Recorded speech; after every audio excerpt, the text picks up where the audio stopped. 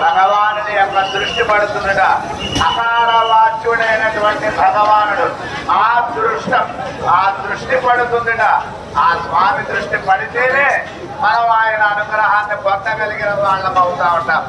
అందుకనే అదృష్టం ఉండాలి అంటే అకారవాచ్యుడైనటువంటి భగవానుడి యొక్క దృష్టి మన మీద ఉండాలంటారు. అందుకనే ఏం చెప్తున్నారు నమ్మాళ్ళ వారు, ఒడివిల్ కాలం వెళ్ళా స్వామి నేను నిన్ను సేవించాలనుకుంటా, కానీ నా వల్ల కాదు, నీవే నా చేత నిన్ను సేవించుకునేలాగా చెయ్యి. ఏం చేయాలి?